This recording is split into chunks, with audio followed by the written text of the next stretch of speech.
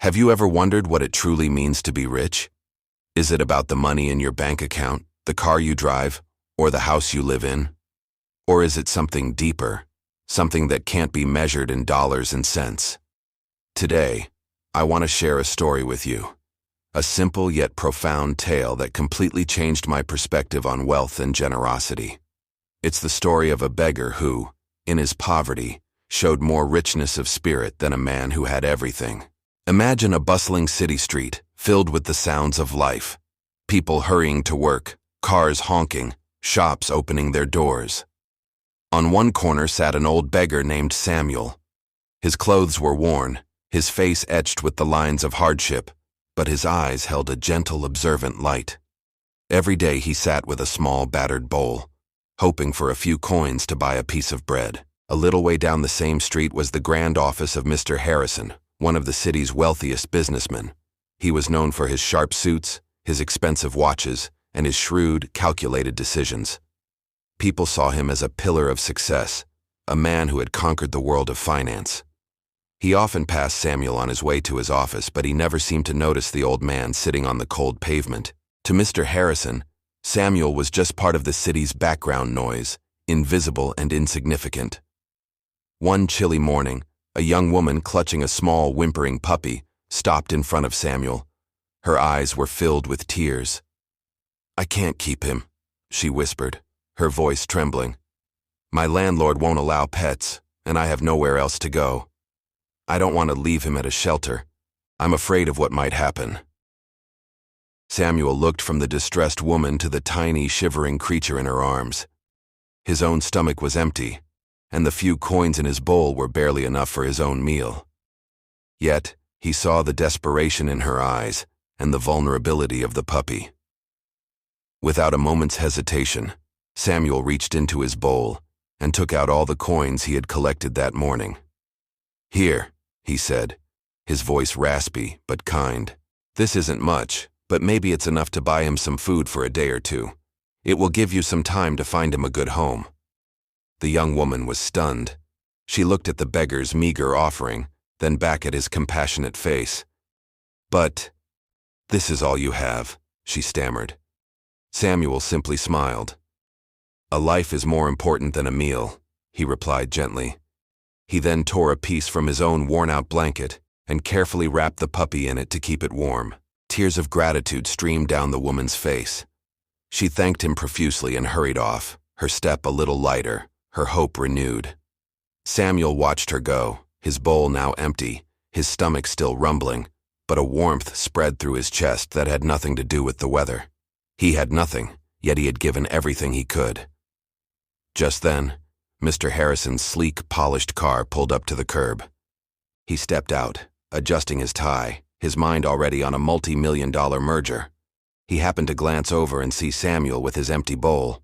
A flicker of something, perhaps annoyance, perhaps a brief misplaced sense of duty, crossed his face. He reached into his pocket, pulled out a single shiny coin and tossed it into Samuel's bowl with a flick of his wrist. It landed with a loud clink.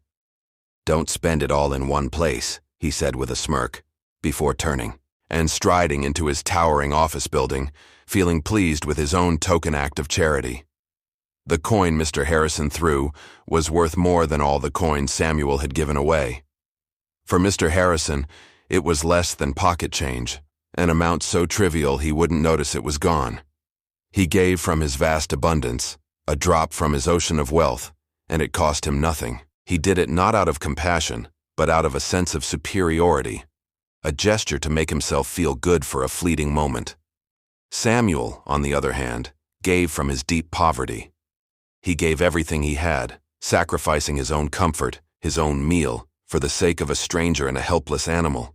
His gift wasn't about the monetary value, it was about the sacrifice. He saw a need and responded with pure, unselfish empathy. He didn't have a large bank account, but he possessed a wealth of compassion that Mr. Harrison couldn't even comprehend. This is the heart of the story. Who was truly the richer man that day? Was it the businessman with his millions, who gave a meaningless crumb from his feast? Or was it the beggar with an empty bowl, who gave his entire meal to someone in greater need? True wealth, true richness, isn't about what you accumulate for yourself. It's about what you are willing to give to others. It's measured not by the size of your possessions, but by the size of your heart. Generosity isn't about giving what's easy to give. It's about sharing what you have, even when it's not much. A kind word, a listening ear, a helping hand. These are things that cost nothing, yet they can be priceless to someone who is struggling. Samuel understood this. His life was hard, but it hadn't hardened his heart. He still saw the humanity in others and responded with kindness. Mr. Harrison lived in a world of numbers, of profit and loss. He saw people as assets or liabilities. He had forgotten how to connect on a basic human level. His wealth had built walls around him, isolating him from the very things that make life meaningful: compassion, connection, and selfless love. He had a full bank account but an empty soul. Samuel had an empty bowl but a full heart. This story challenges us to look at our own lives. How do we measure our own wealth? Are we focused only on accumulating more for ourselves, or are we looking for opportunities to give? We don't have to be millionaires to be generous. We can all be like Samuel in our own way. We can share our time, our skills, our attention, our kindness. Think about it. When was the last time you did something for someone else without expecting anything in return? It could be as simple as holding a door open, giving a genuine compliment, or truly listening when a friend needs to talk. These small acts of generosity create ripples of positivity that spread far beyond what we can see. They enrich not only the lives of others but our own lives as well. The feeling of making a positive difference is a reward far greater than any material possession. So, the next time you see someone in need, maybe you'll think of Samuel. Remember that the value of a gift is not in its price tag, but in the spirit with which it is given. The beggar who shared his last few coins was, in that moment, the wealthiest man in the city. He reminds us that true riches lie in a giving heart, and that is a fortune we can all afford to build. Thank you so much for watching and for letting me share this story with you. I hope it gave you something to think about. If you enjoyed this video and want to see more content that inspires and makes you think, please hit that like button and subscribe to the channel. It really helps us grow and create more stories for you.